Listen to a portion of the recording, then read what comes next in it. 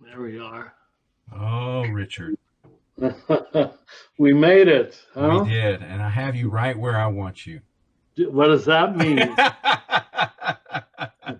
I'm just so delighted to Thank be here with you. And I feel that it's needed here on the third day of our conference to introduce you, but I'm going to anyway. But I want to begin by saying thank you for being with us and all the time you've given to us this week. Um, it's just sheer delight. What else would I do? What else would I want to do? Write another book. Yeah. I hear there are 545 men that are registered and 48 states from 48 states and 18 countries. Wow. How about that? Lovely. Well, it's certainly noteworthy, Richard, that you have given a lifetime to teaching, speaking, leading retreats, and publishing more books than I could count. I think it's just below 1,000. Stop it. Is that right? And a wide array of spiritual topics, including recently the Universal Christ, one of my favorites, the Wisdom Pattern, Order, Disorder, and Reorder, which I had actually missed. So I'm glad I have that now. I have it right here. I saw you hold it up the other night, and I'm like, I don't have that book. And then you just did a little book on evil. And I don't know how you did a little book on evil, but you did manage it. It Yeah, doesn't look well, I too figured thick. people wouldn't read it unless I tried to make it simple. And I probably tried to make it too simple, but that was my hope. Yeah. Well, I mentioned those three in hope that there'll be a reference point for us sometime in this conversation Okay. tonight. I admire all of that writing and speaking and teaching. I have to say that I'm even more impressed, though, with what's held in that lifetime container. You have given a huge part of yourself, and you still do, to what we call the men's work. And I think of books like The Quest for the Grail, Wild Man to Wise Man, Adam's Return, and also the men's rites of passage that you developed with Stephen Gamble almost 25 years ago. I think the first one was in 1996. That's right. And then the birth of Men as Learners and Elders, which I still love that name. Yeah, I do too. Yeah. But Illumin is good. It's okay. It's New Age. Yeah. I'm teasing. Yeah, and Steve, you began those rites with Stephen Gamble in 1996, and then Men as Learners and Elders was birthed, and then eventually that became Illumin 8 years ago. 8 years. You, Oh, well, okay. That's hard to believe. And then I was trying to just think backwards a little bit. 33 years ago, almost 33 years ago, you established the Center of Action and Contemplation. Yes.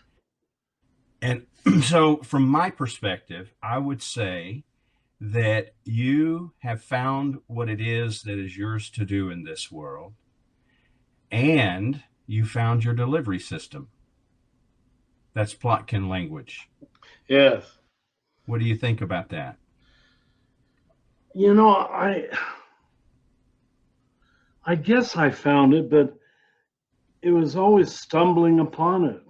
It just always seemed like okay, now's the next thing.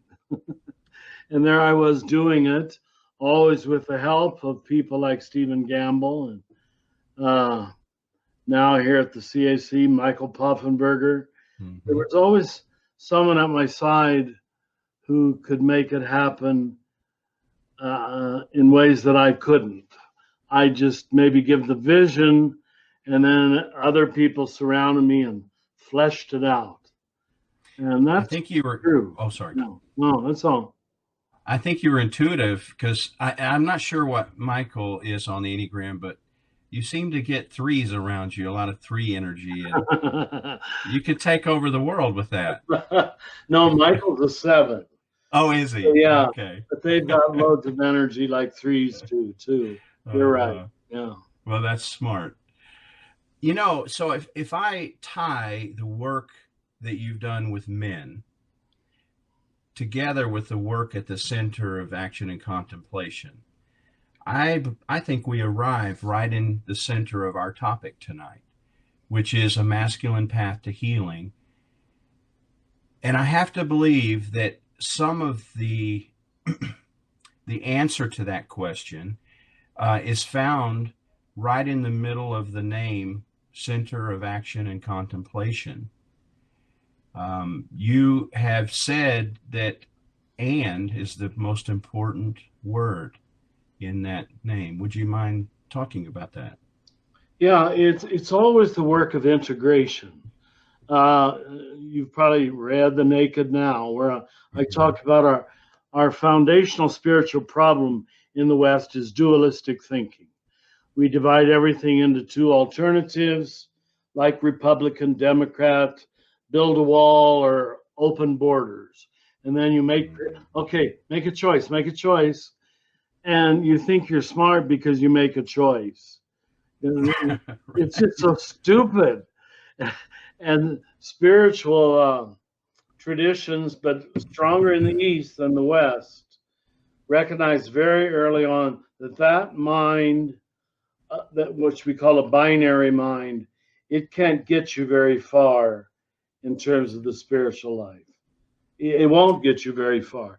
It'll just make you argumentative and judgmental. It seems that our whole culture is locked in that. Whole culture. Yeah. And the church is no healing to that. I heard you say one time, I'm off my notes already, but I heard you say one time that Jesus really didn't come to start a new religion. He came to elevate all religion. That's good. Yeah. Did you say that, Richard? My classmates from the seminary say I don't have an unrecorded thought.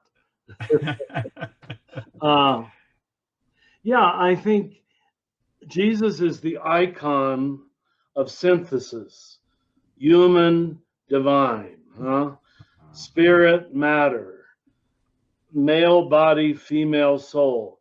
He's always putting together two things.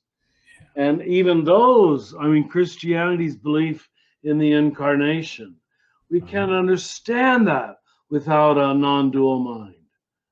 We choose he was divine or he was human, but both at the same time.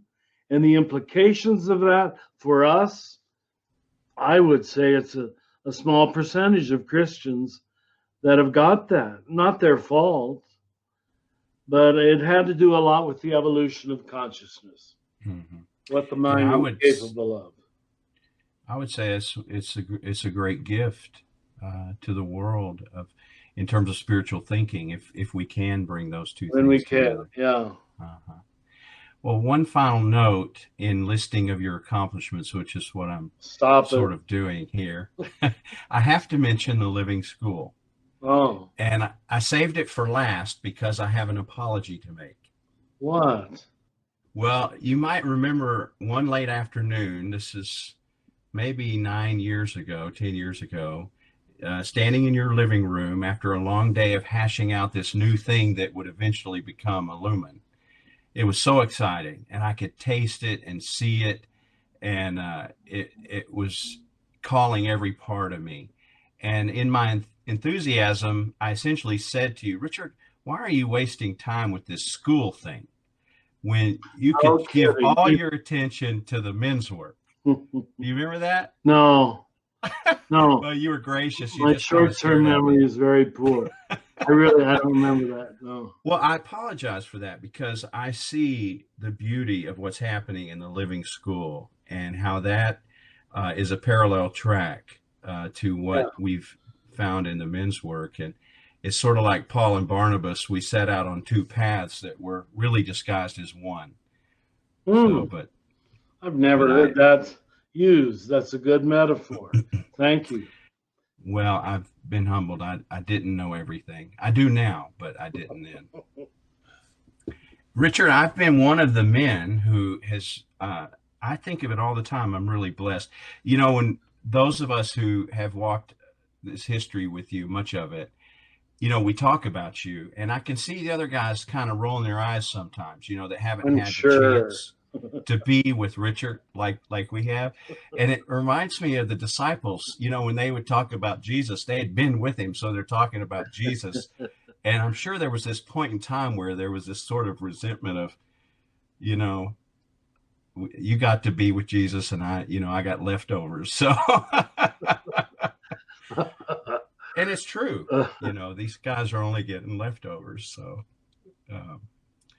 well, I'm kidding a little bit here, but your work, Richard, as I think about it over the years, it seems to consistently point to what I would call an adult spirituality. That is, so. Hope so. If we, well, if we could take your works collectively and apply them, they would move us toward a mature way of thinking and living in this world. And I know it's what caught my attention early on. Thanks. Because I was not hearing and seeing that in the circles that I was part of as an evangelical. You know, I come out of that background. That's a real compliment. Thank you. That's my hope. You know, the year before ordination, 50 years ago, I remember telling them when they asked me what I wanted to do, I said I would like to get involved in adult education. The Catholic Church has put all of its money and time and buildings into educating kids. And we love our kids, and there's a place for that. But the trouble is the things you hear as a kid, they become solidified at that level. And that becomes gospel. That becomes the truth. And once you try to put an adult formulation to that, you sound dangerous, you sound heretical. I can see why, you know, when they brought the little children to Jesus, all he did was bless them. It doesn't, and he touched them, but it doesn't say he taught them catechism. Or Sunday, as if they need that. They need touching and loving. That's right. Well, it's probably why you've been attracted to Ken Wilber's economy and that growing up aspect there. I thought I would ask you a couple of questions that someone had asked him and see how you do. Is that all right? Well, of course it is. I saw an interview. When are we going to get to Earth Care? We were coming, right? I know you will. I know you will. Ken, when he turned 70, so he had just turned 70. He's a little bit younger than you. And the interviewer asked him, "Are you feeling old yet?" So I'll just put that out. Oh, you're asking that to me. Uh-huh. Well, you know, with my body certainly is feeling older. The tent is being folded up, as Paul put it. It seems like every month there's a new ailment somewhere. But inside, I'm more naturally happy, which leads some of my friends, like Michael and I went driving a few weeks ago, and Eli drove me to my cousin's wedding in Kansas last week. And both of the drivers, Michael and Eli, they said, "Richard, you're getting giddy." Oh. It's like I don't feel a need to be serious and profound. That was the role I had to play so much of my life. Right. I'm sick of it, you know? That sounds like the Holy Fool. Well, it's coming naturally now. I hope I'm not hurting people's expectations, but to just, I don't know how to survive in this pandemic, political situation we're in today. Uh-huh. Unless That's I can awful. be lighthearted. Yeah. I would, as a one, and you understand, I would Yeah. just get so angry, Mm-hmm. and I can't let myself go there. I can't. Mm-hmm. I found humor and then just choking someone. They both work equally well. You know, and Ken answered that question very similar to you. He said, Did he? parts of me feel old. Other parts don't relate to my experience that way. I feel better than ever. Ah, good. And the second question that the interview asked him is, how are you using the aging process? How are you using the aging process, Richard? You may have already answered it there, but Well, I realized looking back how much of my life was driven by a Messiah complex. I needed to get the gospel straightened out. I needed to save the world. I needed to be on planes all the time. I don't think it was ambition, really. I'm not by nature an ambitious person, but I was a driven person.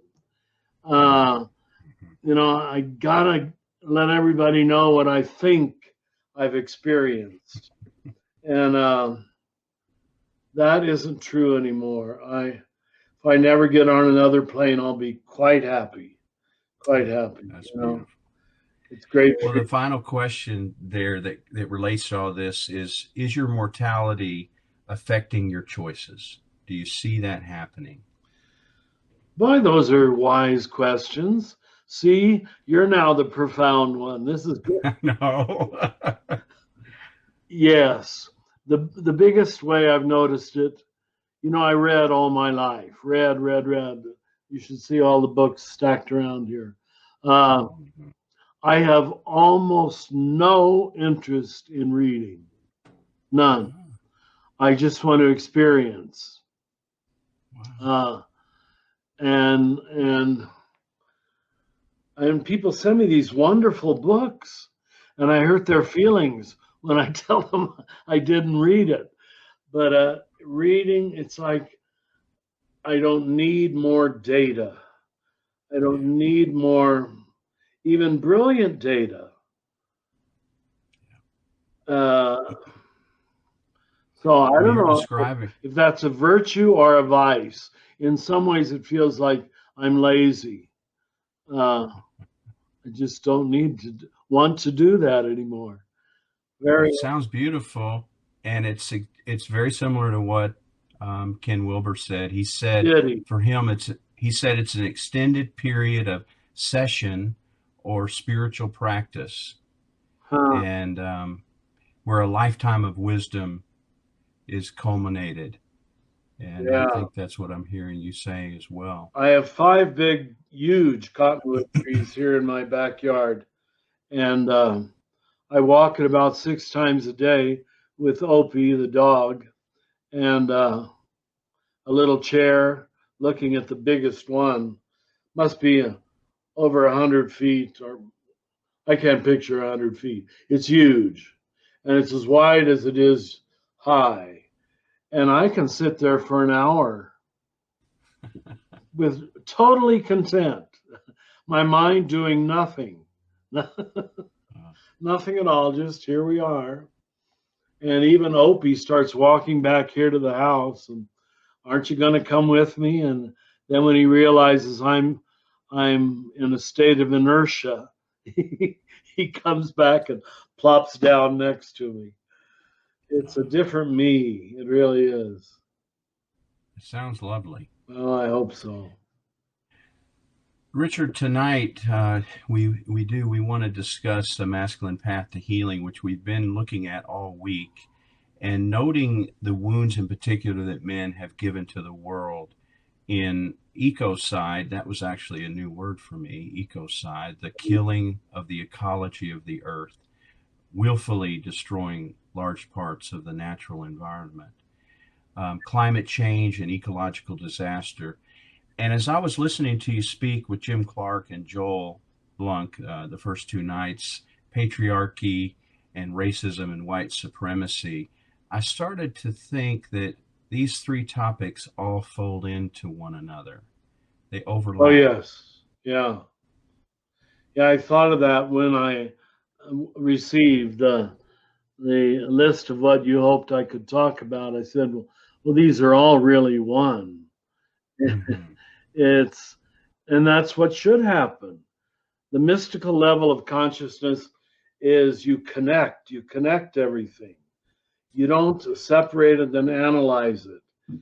And you see that racism, and earth care are a part of one healed worldview. Now, if one gets healed, you will have the equipment, the natural understanding to allow the other to be healed too. That might sound like just a theory, but no, it's all one. Once you walk one of those paths, it transfers. In terms of the three we're talking about, it transfers to the other two. Does that make sense? Oh, absolutely. Oh, good. Yeah. Just as a way to move into that topic just a tiny bit, a U.S. advisor on climate change, Gus Speth, wrote this: an unquestioning society-wide commitment to economic growth at almost any cost.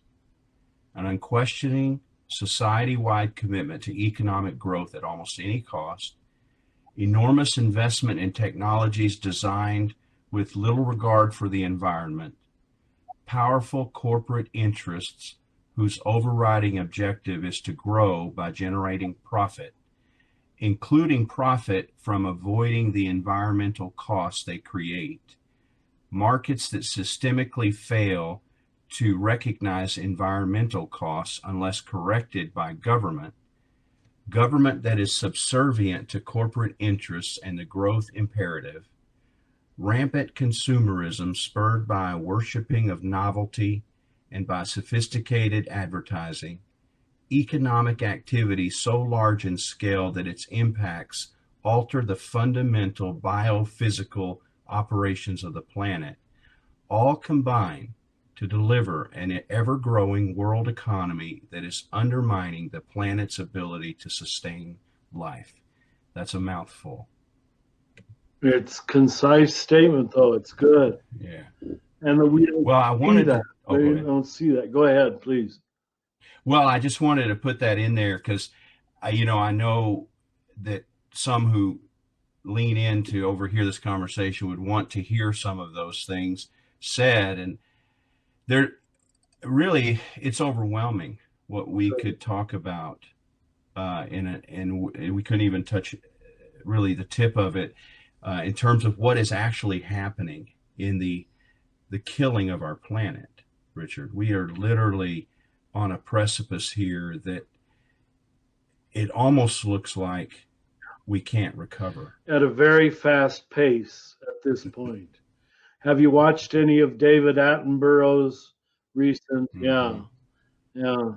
It's beautifully done, and he has a lot of hope. Yeah, he does, and that gives me hope. That's why I watch him. But boy, he doesn't mince on what we're doing to the animals, the amount of species that are dying every day, the plastic in the oceans.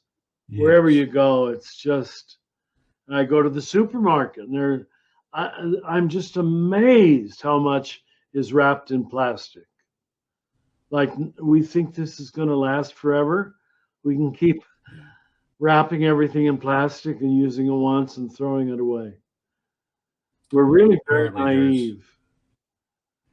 There's no place on the planet that we can go where microplastics have not polluted the environment. It's coming down in the rain, coming down in snow. And these poor little fish ingest it and destroys their whole life.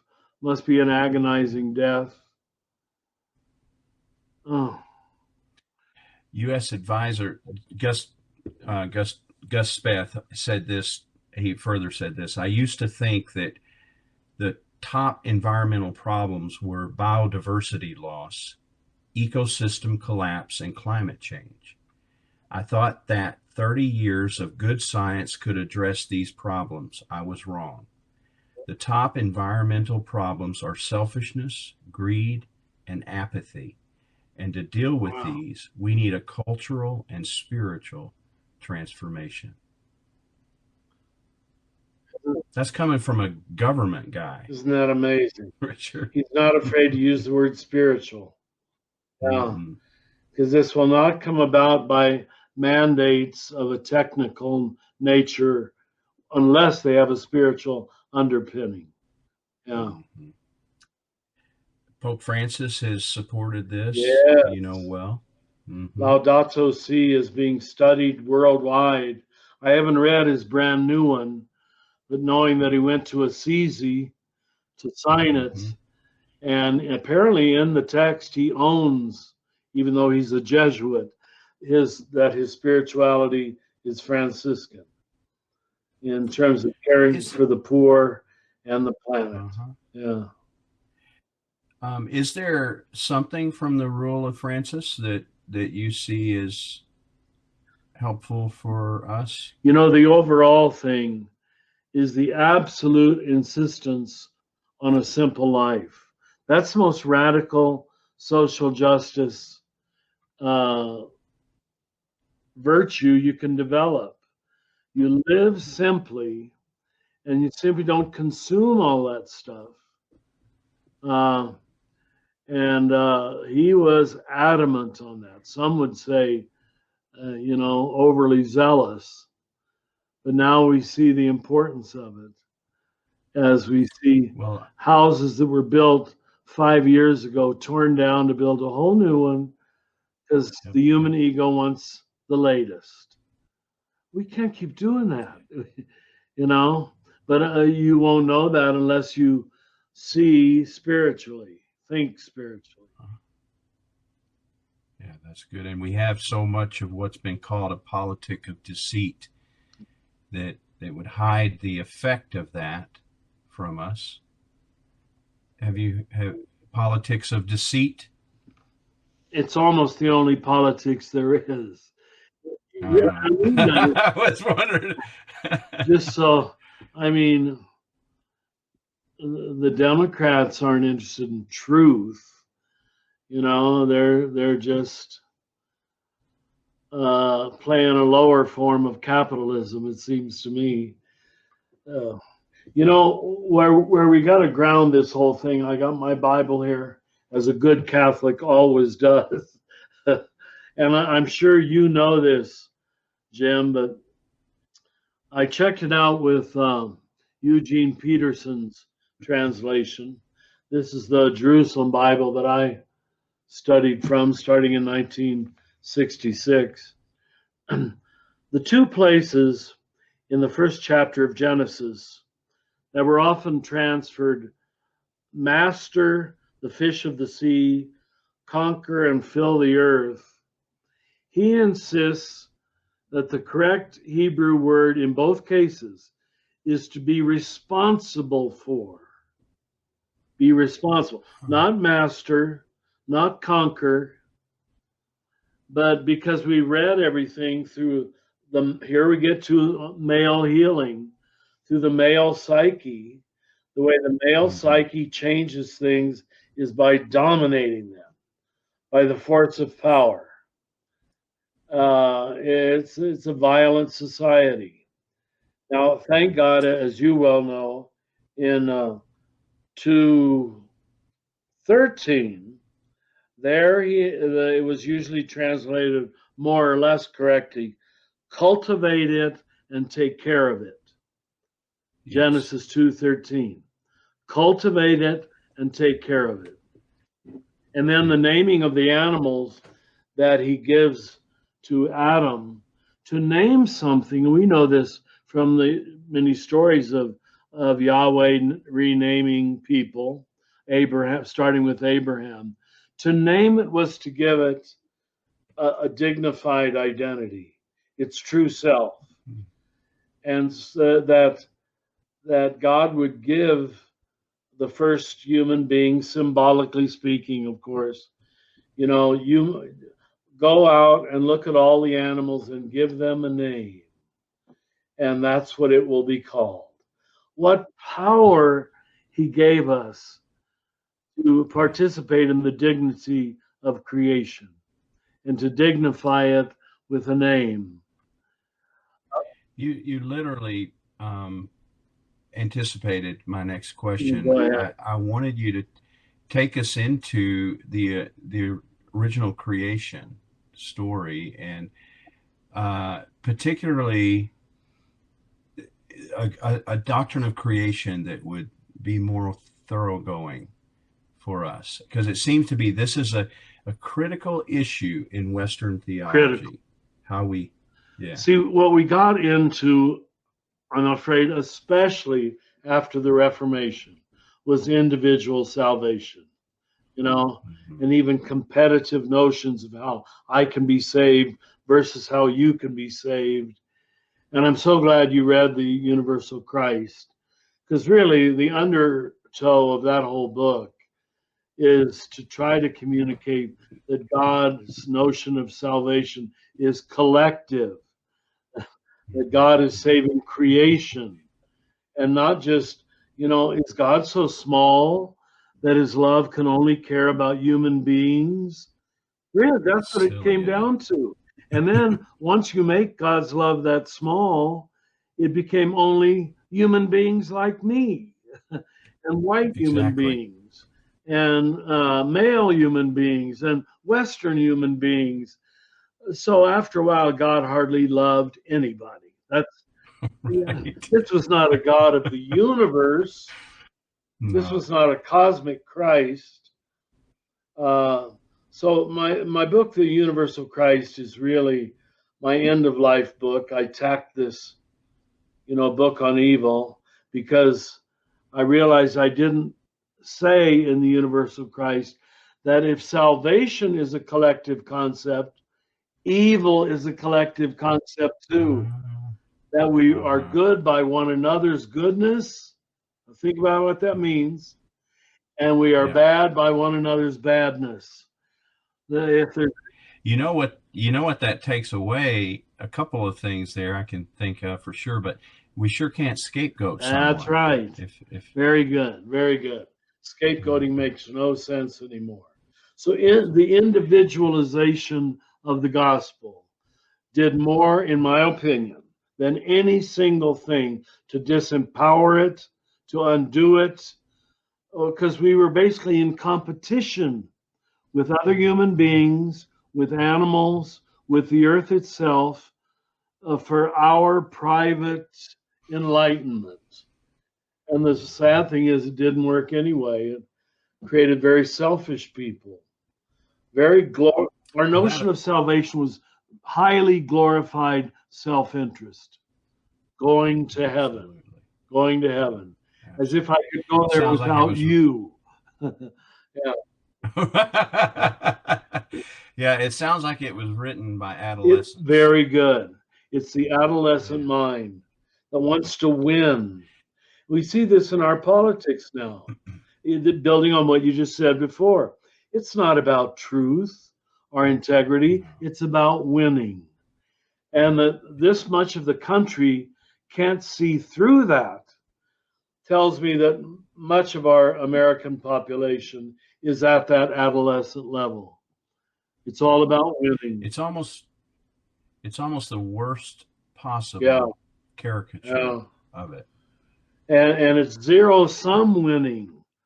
For me to win, someone else has to lose. So you grew up making sure we Catholics were the whore of Babylon and all going to hell. Right. And we grew up, well, you know, you guys prayed to Mary. We couldn't get over that. And we grew up thinking you were all heretics and didn't belong to Holy Mother Church and were hopelessly lost. What we lost was 500 years of growing up. Absolutely. 500 years of competitive Christianity instead of communal loving and connecting. Well, speaking of adult, yesterday we had the privilege, over 400 men sat in witness. Oh, I'm getting emotional. It hit me so hard. To women, what Plotkin would call crones, women full of wisdom, sit in front of us and in council share their stories. It was powerful, Richard. It was challenging. It was gut-wrenching to overhear their pain and struggles at the hands of men. And very often a second layer, white men specifically. But even with all of that expressed pain, there was a clear redemptive invitation. And I think all of us were just stunned in the best possible way. And what struck me so deeply when it was all over was that they simply told their stories, Richard. They just told their stories. And it was truth speaking to power.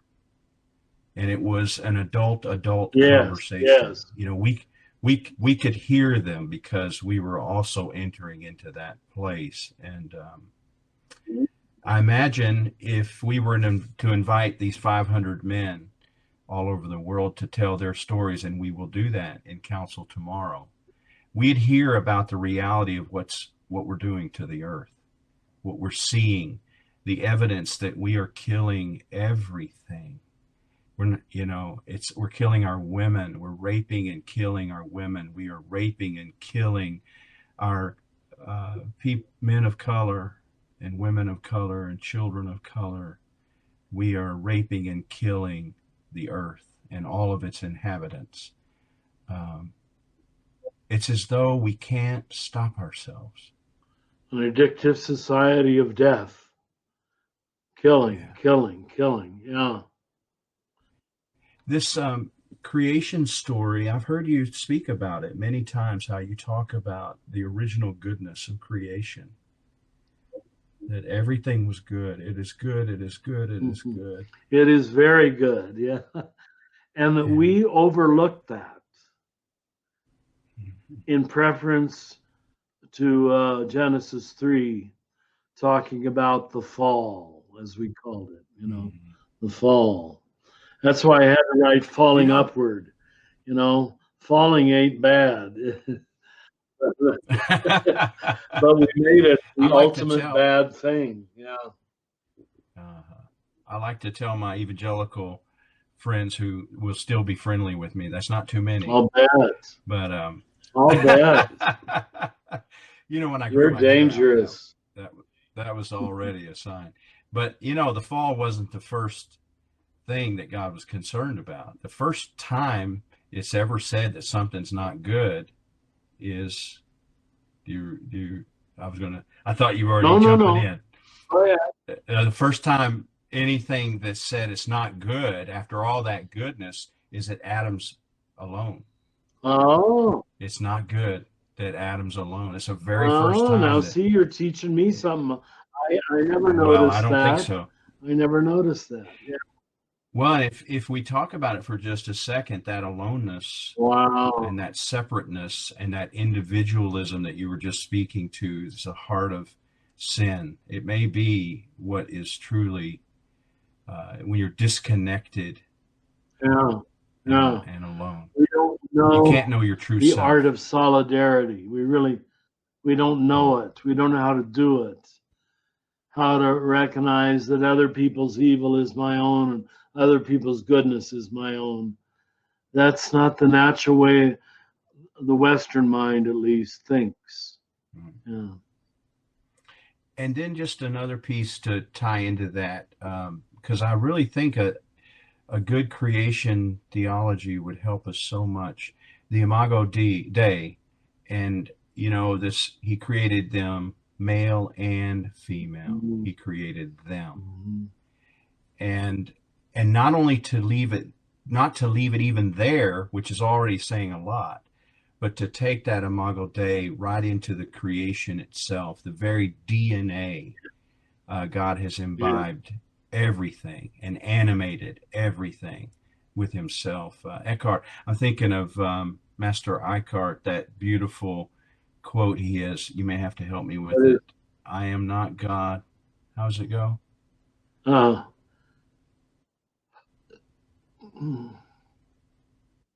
Oh, there's a beautiful quote by him. I'm not going to remember it right this second. Maybe I'll call it back up. But just to talk about that Imago Dei for a minute. yeah. See, Imago we Dei. made the image of God. That's the Latin word for the image of God, which is Genesis 1, that and marvelously inspired first chapter of the Bible. It's just as good as you get. And it said that we were created in the image of God, in the image and likeness of God. And the trouble is, we made it into a contest. That salvation didn't begin with the moment of our conception, where we were created already in the image of God. This is the pre-existent Christ, Christ as the Alpha, and then Jesus in many ways was the Omega, the bookends of history, sending it forward and drawing it forward. But we Catholics made it a sacramental manner, our mode of, receive sacraments, and you might, if you do it right, attain the image of God. Get baptized, get confirmed, marriage in the Catholic Church. It is. Now, what you good Protestants did, without realizing it, none of us realize when we do stupid things, we're unconscious. You made it largely into a moral matter. Yes. It became various kinds of artificial moral responses. But in each case, salvation, was back in our hands. Our response dictates whether God can love us. No, nothing we can do can decrease God's love. Nothing we can do can increase God's love.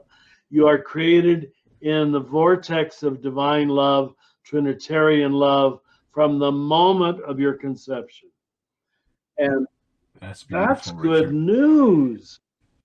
That is good news. The dignity we were prepared to give to the nations as we sent the first apostles out. And there's studies being done on it. That's why Paul was so successful, that he told the enslaved Roman Empire, 4 out of 5 Romans were probably slaves. And this man comes in town and says, you're all one in Christ. You're all the same, male and female, slave and free. Christianity was supposed to be a social revolution, but it became merely a sectarian, really, another tribal god. Very unfortunate. Very. You're like me. You see God's sovereignty in His love, and the thrust of that love is completely redemptive. There you go. But remember, we can't imagine anything infinite, the human mind. And it's been modern neuroscience which has helped us recognize that. If God is infinite love, we say, oh yeah, God is infinite love. But we don't know the implications of that. How to well, we don't know what to do with our morality, but Paul answered that question. So I got help from Ned Abendroth. He texted me over here. Meister Eckhart says, I'm not God, but I'm not. Oh, yeah, that was the quote. That's a beautiful quote, isn't it?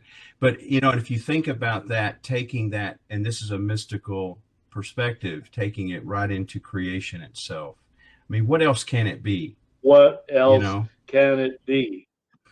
I mean, your 3 little girls carry your DNA, huh? And you and I, as beloved sons, carry the divine DNA. It's impossible that we don't. We are beloved sons, beloved daughters, beloved humans, beloved more than humans. That was our job, to announce that to the nations and not make it into a contest in which some get it and most don't. And that's the state of the world today, where most do not feel their divine identity. They've never been told they have one. My God, I'm so far off my notes, but I wanted to actually bring a point up. It comes from the Gospel of Thomas, so I'm having to do this again by memory. But he says, Jesus says in the Gospel of Thomas that if you split a piece of wood, there I will be. There I will be. You know, something like that. I might have got the quote wrong, but it just gives this same sense that you're describing here, is that the animating presence of God. It's what I call incarnational mysticism. That he doesn't say, when I go to church and genuflect, which is a lovely thing to do. But when I split a piece of wood, you are there. I am there. Every rock, he said, would cry out. Thomas Merton, has a paraphrase of that in one of his more lovely books. I can't remember. All I do is pour water and chop wood. That's what he said. That's great. And that's my spiritual path, pouring water and chopping wood. Okay, I really wanted to talk about this because I just think it helps. You know, and when men come to the MROP, and often they'll write me now, you know, since you stopped answering all your email, they got to go somewhere. So it's spread out about 100 of us, you know. And they all want to know how to be a holy man, Richard. And they want to, they need to be able to do it in a weekend. So they're very sincere. I want to be a holy man, but I've only got a weekend, so can you get to it? And it reminds me of this beautiful story from our tradition, where Jesus encounters a young man who happens to be wealthy. And I want to read that passage to you. He says, Teacher, what good thing shall I do that I may obtain eternal life? You know, he wants to be a holy man here. And he said to him, why are you asking me about what is good? There's only one who is good. But if you wish to enter into life, keep the commandments. You can interrupt me if you want to. Then he said to him, which ones? So that wasn't a good enough answer. Jesus said, he lists them. Don't murder, don't commit adultery, don't steal, don't bear false witness, honor your father and mother, and you shall love your neighbor as yourself. And the young man, he had to be young to blurt this out, said to him, all these things I have kept. What am I still lacking? And Jesus said to him, if you wish to be complete, go and sell your possessions and give to the poor, and you will have treasure in heaven. Come follow me. And then, of course, it says, but when the young man heard the statement, he went away grieving, for he was one who owned much property. And Jesus said to his disciples, truly I say to you, it's hard for a wealthy man to enter into the kingdom of heaven. What do you think? What do you make of that? I know we don't have a lot of time. Try that quote, but didn't I already use it? I never know what I said where. Another Meister Eckhart quote, that the spiritual life has much more to do with subtraction than it does addition. This is the beginning of that spirituality of descent that we talk about in our men's work. It's not what you can gain. That's just spiritual capitalism. I did this, I did that. Absolutely. It's how much you can let go of. And that includes your self-image, your, it's not just your external possessions, but your way of thinking about yourself as saved or superior or right or better. That's a lot to let go of. It takes your whole lifetime. And the only way you find you're attached to it is when you get offended when someone doesn't honor it. Like when someone doesn't think I'm a holy man. I gotta watch, Richard. What? Why did you take offense? Yeah. Well, I was so, early on, I've heard that thing beaten to death as though it's about rich people. Yeah. It's not, economics as we know it. Yeah. No. One of the phrases in that, there's so much there really that and you just nailed it with that subtraction and the move to descent. In my opinion, that is the key invitation here, because the young man, you got to celebrate his enthusiasm and so earnest.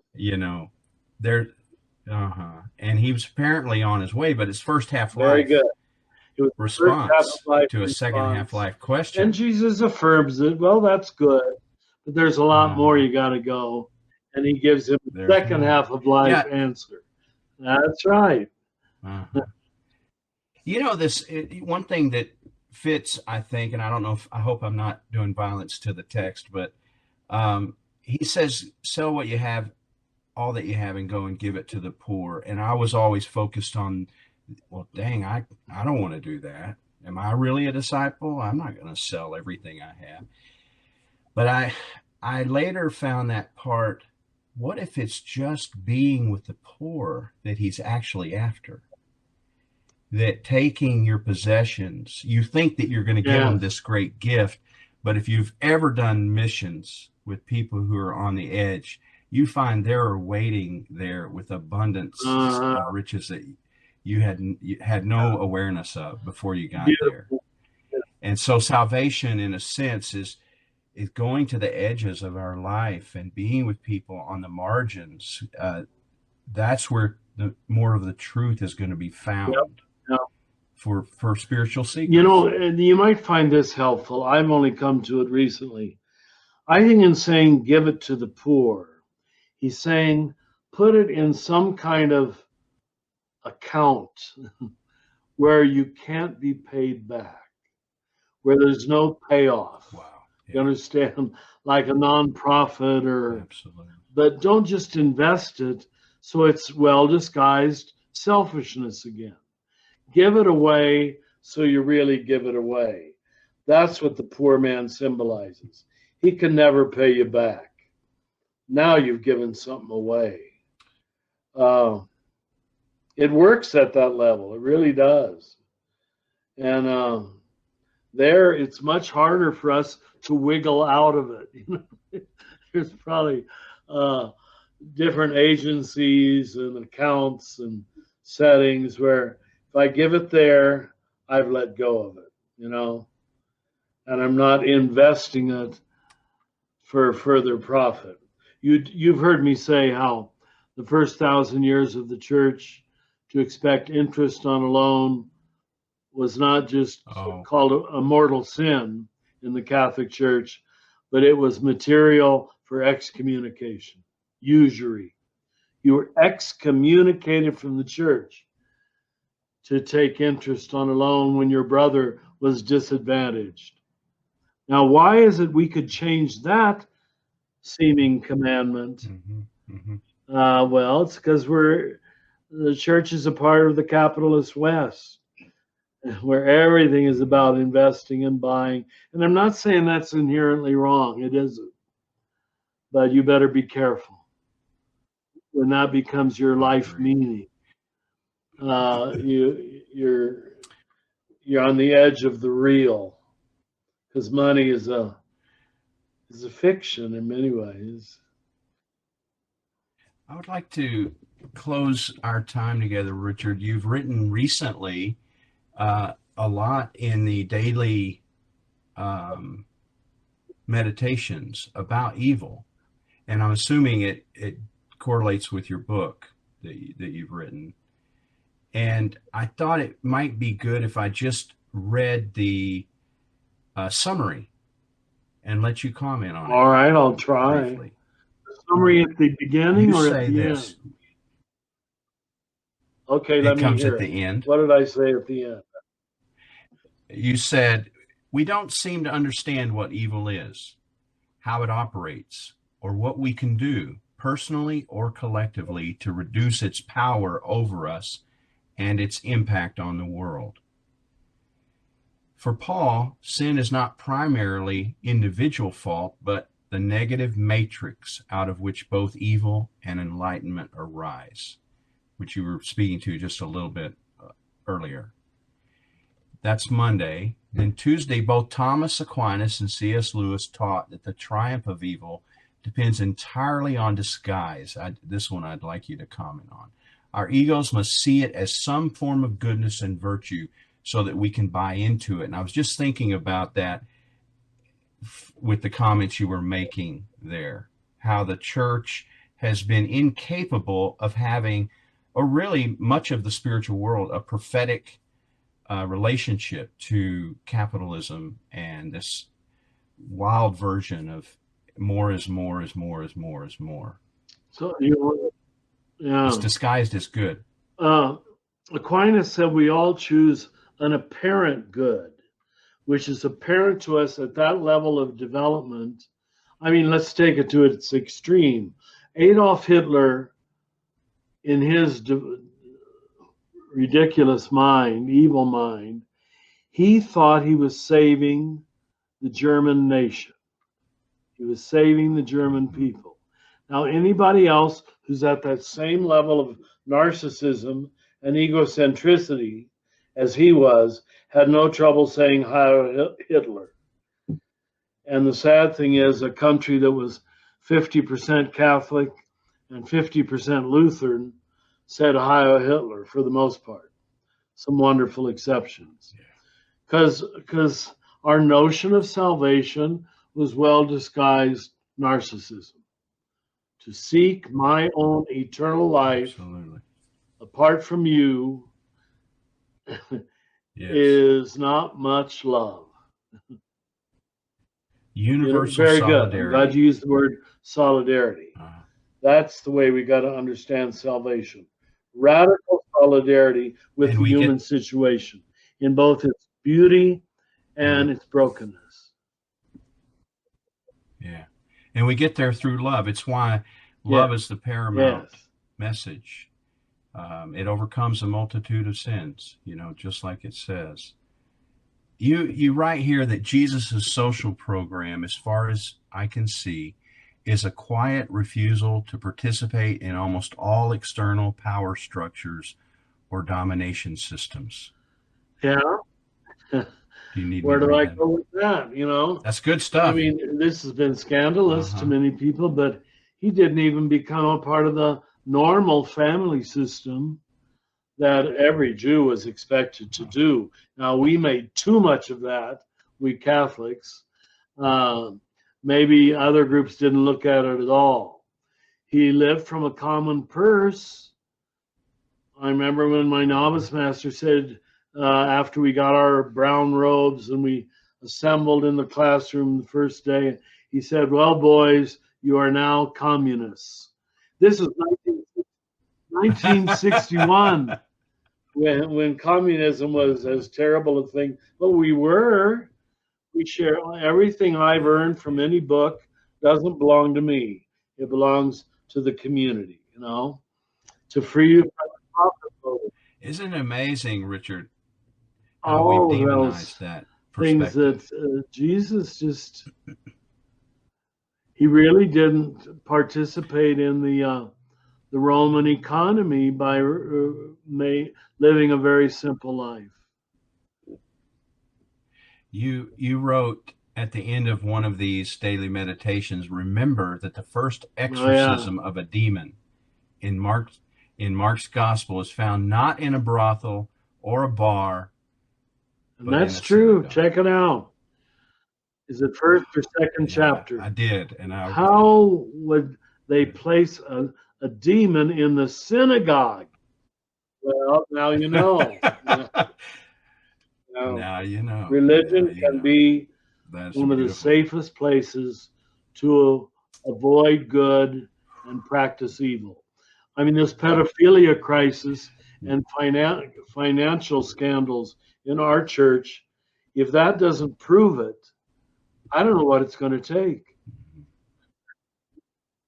Well, even in the ministry of Jesus, when he, you never saw the kind of passion and anger that occurred when he went into the temple and overturned all those money changer tables. And that statement, this is my Father's house, a house of prayer, and you've turned it into a den of thieves. And within 1 week, he's killed. Right? All the other things he does, they don't attack.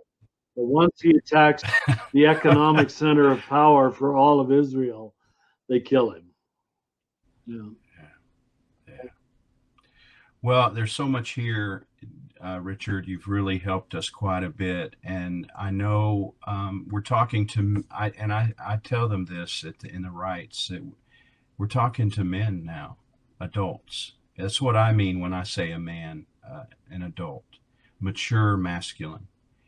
And I expect them to pick up their own forks and to do the kind of work that would elevate their contemplative mind, that would enlarge their heart. I often, will say if your spiritual practices are not enlarging your heart, Oh, very get good. another practice. Very Because we also thought the point was to get good at the practice. Like that's the big deal. If I could be a great, I could sit for 20 minutes and no thought go through my head. But the truth is, to get good at loving, it enlarges our heart, that practice. And when it does, these things that we're talking about are going to be a deep concern, and we're going to move ourselves into solidarity with the more than human world, with women who are suffering, with children, with people of color, people on the margins, all of it. And in the realm of love, you never succeed totally. Never. It's an unattainable goal to say, I have loved perfectly. No. Keeps us thrusting humble. You outward, yeah. Well, I want to read and talk about pro-life, by the way. My God, if you imbibe that. Why do I? I hope I do. No, I'm just saying, that was kind of a, when you talk about anybody that says pro-life, well, this is pro-life. You got we're it. talking Most about here. what calls itself the pro-life movement is the pro-birth movement. And that's an important distinction. Very truncated. Was God? Well, go ahead. There's a beautiful. I want to end with a story. Oh my gosh, I left out too many good things I was gonna do with you. I'll have to save it for when we're together another time. But I want to tell you a story that was taught to me by another mentor, Belden Lane. I hear he lost his son. Yeah, we're praying for Belden this week. Let's Our send hearts him are full for him. Love and prayer. Yeah. And his heart is with us as well, even in the midst of all that.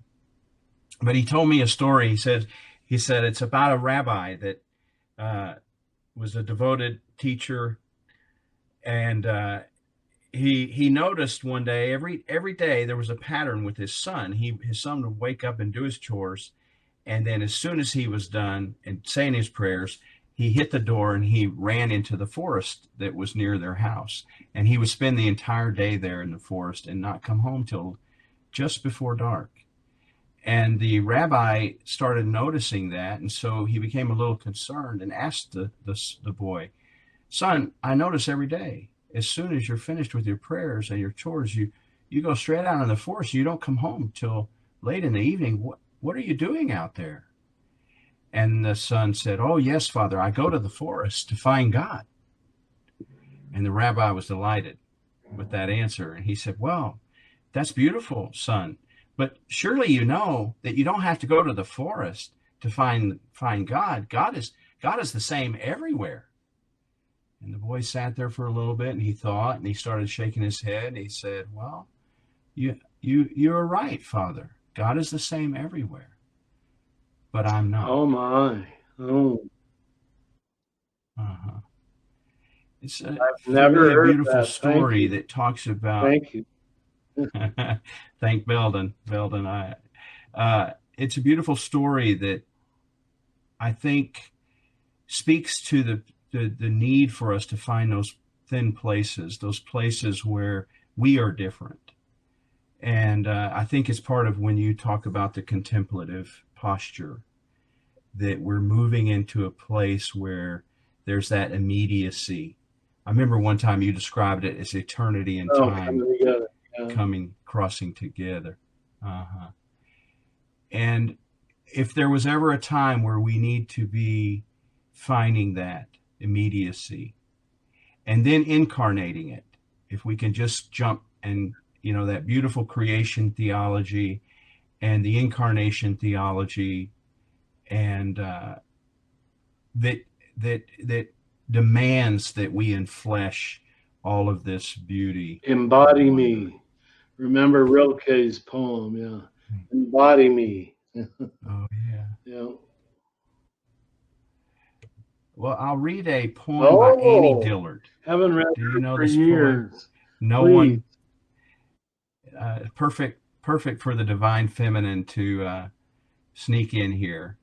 It's a poem called "No One But Us." And brothers, I read this to you and to me, to all of us. There is no one but us, she says. There is no one but us. There's no one to send,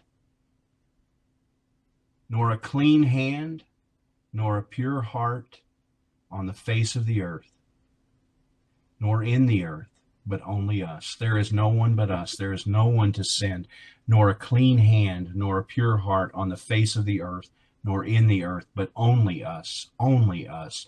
A generation comforting ourselves with the notion that we have come at an awkward time, that our innocent fathers are all dead, as if innocence has ever been, and our children busy and troubled, and we ourselves until not yet ready, having each of us chosen wrongly, made a false start, failed, yielded to impulse, and the tangled comfort of pleasures, and grown exhausted, unable to seek the thread, weak and involved. But there is no one but us. There is no one but us, and there never has been. Oh. She directs us to what you just said, that love is always incomplete, but yet yearning. It's that sort of yearning. And I hope these men, there's a beautiful, Marianne Williamson has a beautiful idea that, we diminish ourselves as though that's somehow spiritual, and that's completely the antithesis to God's longing. To lean into your true self, brothers. Lean into what has been called up in you in these days. Lean up, fan the flame. Do not wait any longer. You don't need anyone's permission to shine. And so we bless you and call you forward wherever you are. Amen. Lovely. Thank you. Well, Richard, again, I want to thank you for tonight and all the rest of these nights and that you gave us in this conference. You know that we consider you the father of our men's work, and we honor you. If all these men were in a room together, I'd ask them to stand and bless you, Richard, as we have done from time to time. You deserve our humble blessing, and I know you receive it that way. The love of the Son to the Father, that good, healthy energy that's in there. And in just a minute, we're going to invite Tom Reed to come and speak to us a little bit about how some other ways that we can make a difference in this world. But before he comes, I wonder if you could just maybe bless us in your own fashion. These men that are, they might not be as at that place where we talked about that young man who wanted to be holy, but I think there's a longing in all of us to find what is ours to do in this world and to find our way of doing it that would honor God and our true self. Sure. Remember, to ask for a blessing is at that moment to have received it. So I always want to say that all you need to do is want it, and you got it. But we still have to go through the ritual of sending it, and that's okay too. Mm-hmm. So may you know the height and the length. I'm looking at the setting sun here in Albuquerque, descending into California, I guess. May you know the height and the length and the depth and the breadth. May you know the love that surpasses all knowledge and all ability to understand it or control it. May you know that you all are the beloved sons of God. Amen. Thank you.